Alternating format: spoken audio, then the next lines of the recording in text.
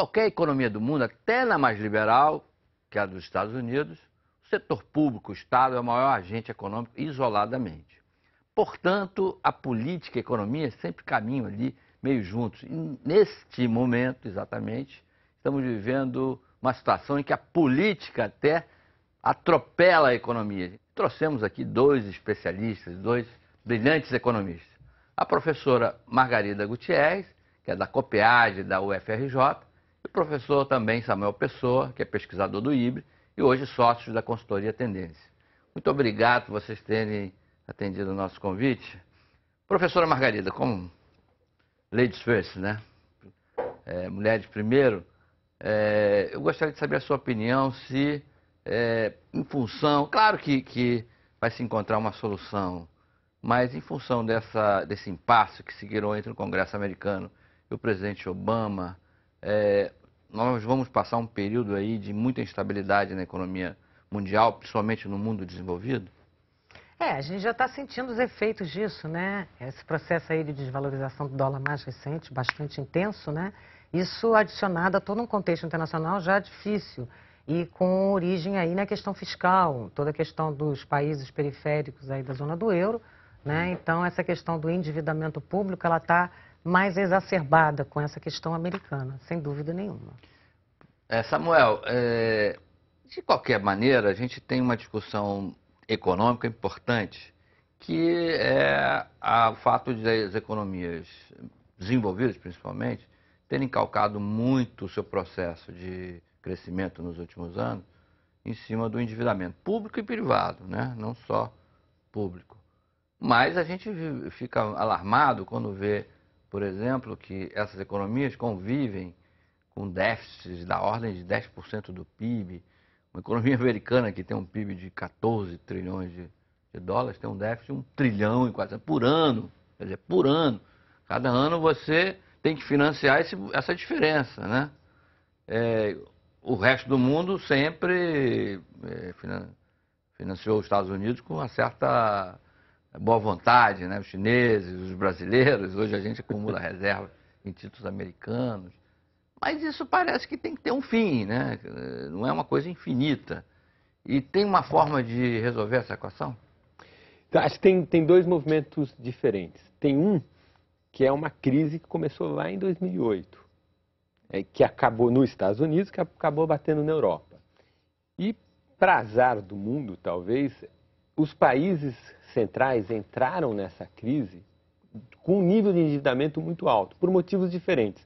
Os Estados Unidos entrou nessa crise com nível de endividamento muito alto porque resolveu fazer um monte de guerra.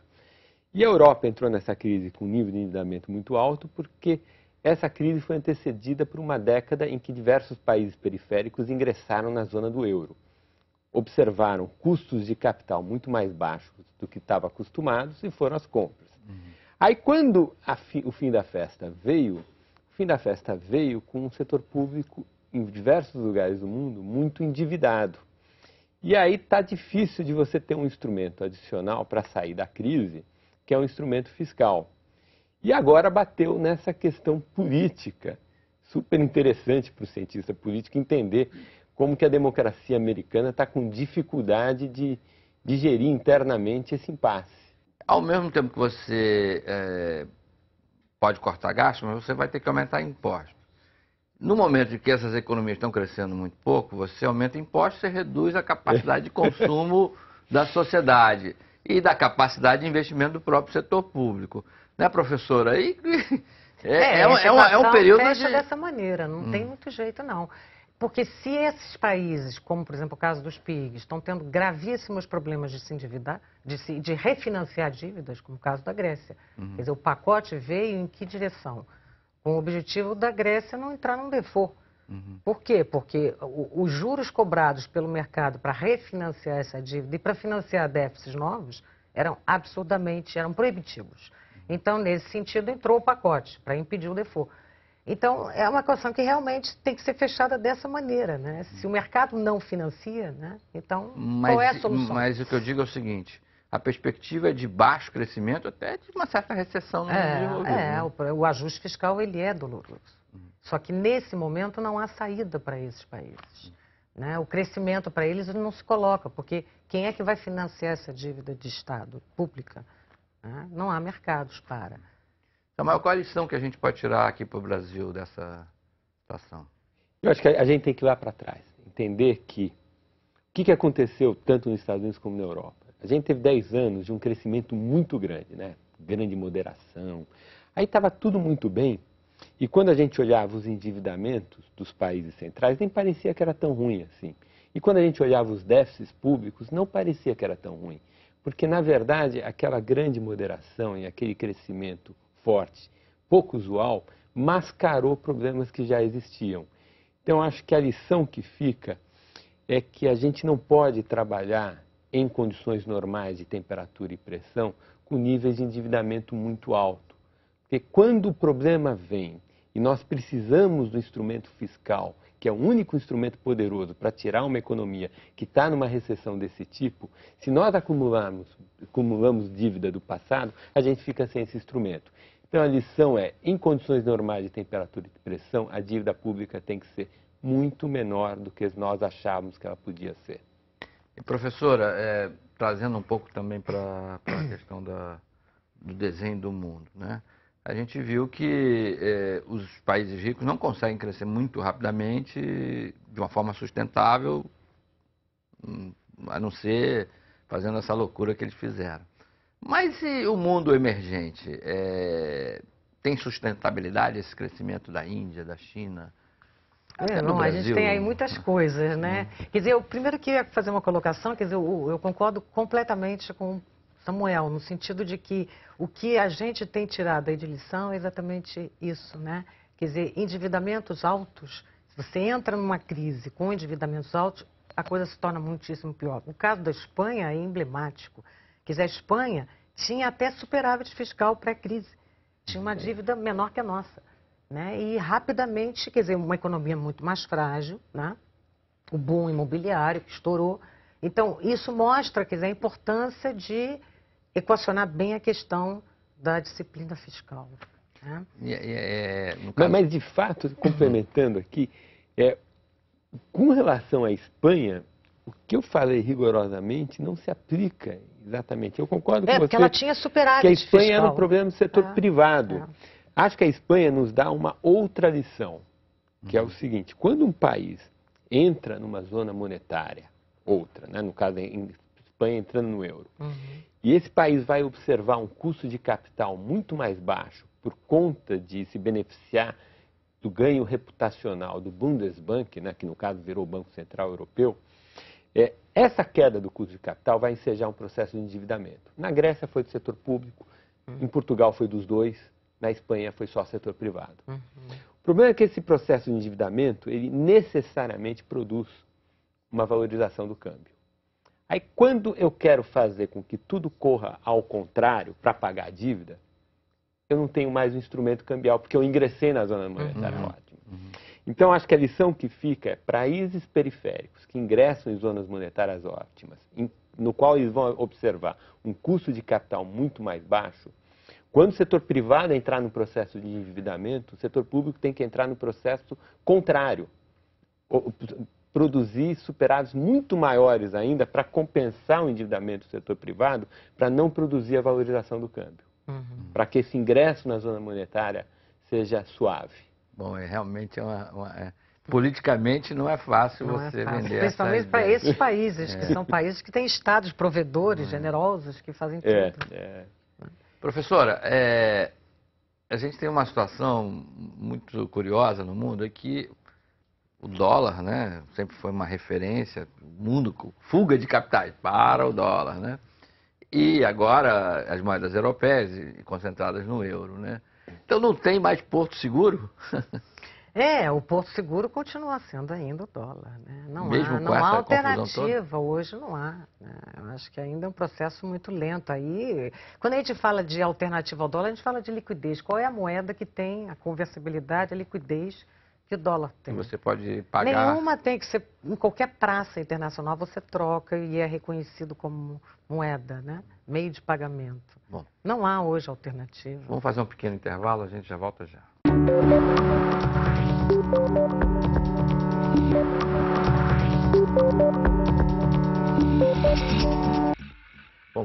conversar com a professora Margarida Gutierrez e com Samuel Pessoa sobre essa confusão que está o mundo moderno em relação à crise nas economias americanas, nas economias europeias, enfim, uma economia internacional. Samuel, de qualquer maneira, a gente vê o Brasil, não é que a gente seja uma ilha isolada, isso não existe, né? Mas tudo que a gente projeta para o Brasil nos próximos 10 anos é de um crescimento razoável, 4,5%, que nos levaria a ser um país talvez desenvolvido, ou pelo menos com indicadores de país desenvolvido no início da próxima década. Será que dá para navegar num mundo que tende a ficar um pouco conturbado?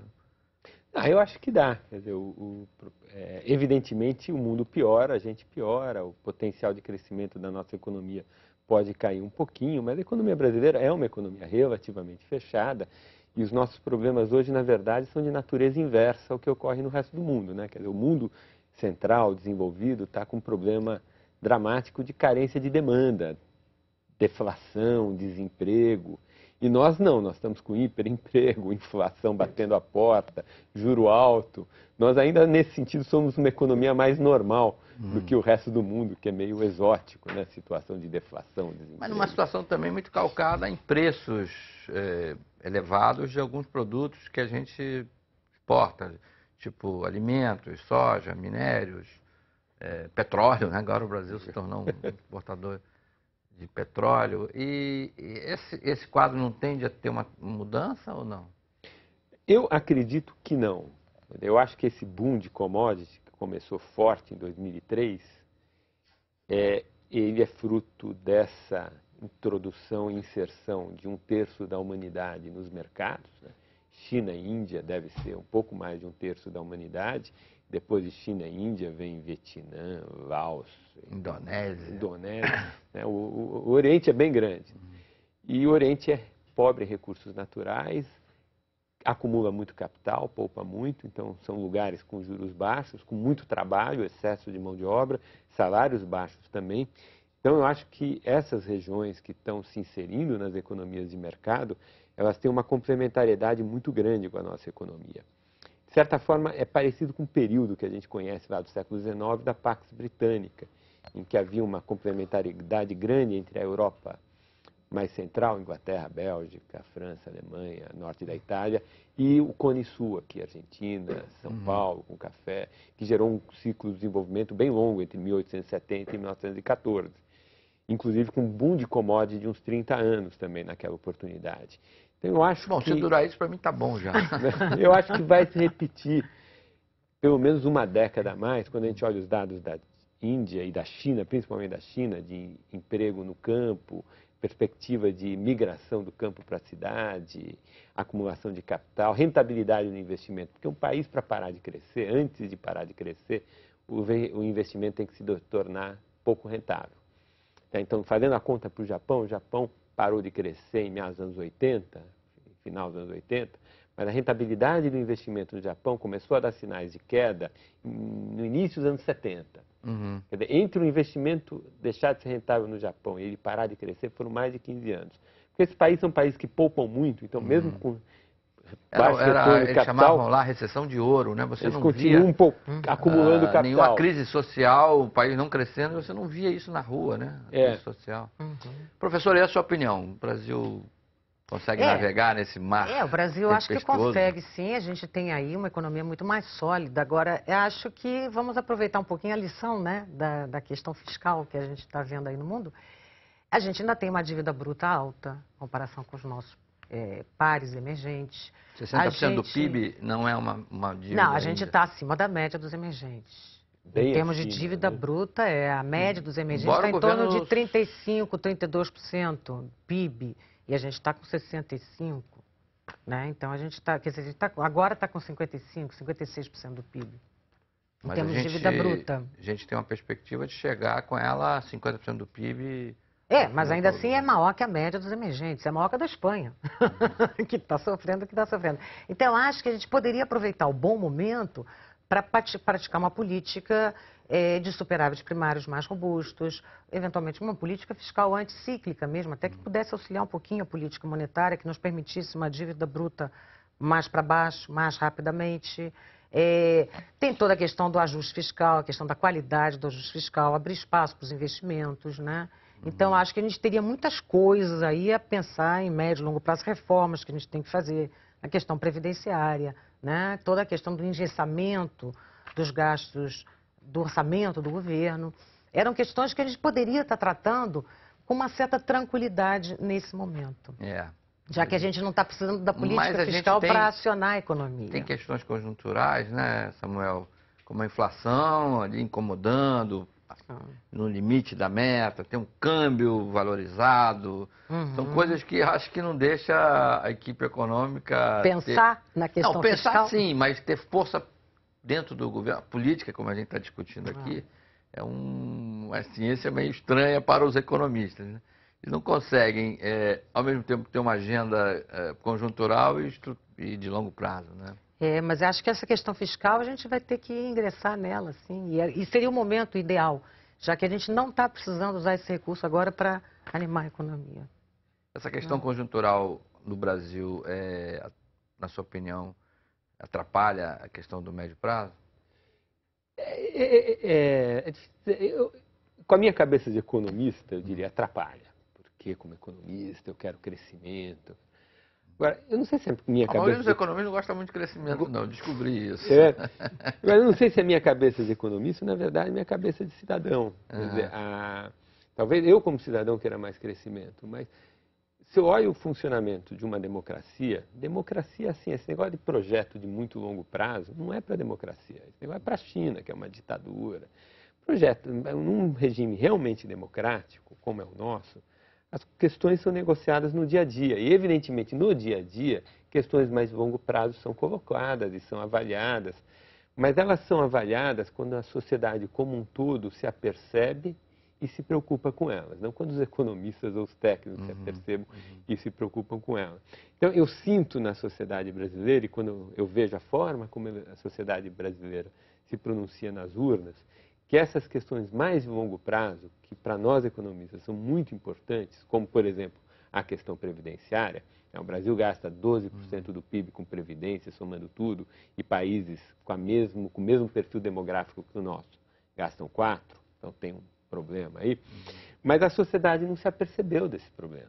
E o sinal claro de que isso é assim é que nas campanhas presidenciais esse tema nunca é tratado. Porque as pessoas sentem, tá tudo indo bem, por que a gente vocês vão querer inventar uma coisa aí, uma mudança grande? Então, eu acho que as questões das reformas e as questões mais estruturais vai ficar para um futuro, quando houver um entendimento na sociedade que elas são importantes. Educação melhora isso. Bom, mas é uma outra discussão. Quase chegando no final do programa, professora, como é que, voltando aí o estopim da crise, né? Dessa crise agora, Obama e a economia americana conseguem conviver com um crescimento de 2% ao ano? Eu acho que não vai ser muito mais do que isso, com a taxa de desemprego que eles têm, né? Com essa questão toda fiscal aparecendo e sendo duramente, né, observada pelo Congresso. E um ânimo ruim, expectativas ruins, eu acho que é uma economia que vai crescer pouco. Né? Samuel, só para fechar também, alguns economistas acham que a economia americana não consegue sustentar num voo de 2% de crescimento. Que historicamente, quando ela fica ali patinando 2%, ela emborca num processo recessivo forte. 1937, né? Essas coisas do passado. É claro que a economia de lá, do século XX, não se compara com a de agora. Mas existe o risco da recessão? Existe. É difícil saber. É impossível comparar com 37. Inclusive, 37 tem várias interpretações díspares, mas saiu agora, né? Um tempo atrás, esse dado de PIB do segundo trimestre, que veio bem baixo, veio 0,5% abaixo, anualizado, do que as pessoas imaginavam. Então, tem risco, sim, principalmente porque o instrumento fiscal está muito comprometido e tem esse imbróglio político. No imbróglio político, a questão que a gente precisa saber e essa eu não tenho clareza nisso, mas você tem a meiuca do eleitorado americano, que são chamados independentes, né, que não votam nem nos republicanos, nem nos democratas. Eles ficam... É os que decidem a São os eleição que todo decidem ano. a eleição. A gente precisa saber como que eles estão olhando, do ponto de vista de opinião, essa queda de braço entre o executivo e os republicanos. A última pesquisa deu um resultado ruim para os republicanos. Eu mas acho que eles isso estão só vai ver na penalizando os republicanos. Eu também tenho essa impressão. Professora Margarida Gutierrez, Samuel Pessoa, muito obrigado. E vamos ver se a gente sobrevive sem os Estados Unidos. Essa é uma grande incógnita. Bom, obrigado principalmente a vocês que nos assistiram.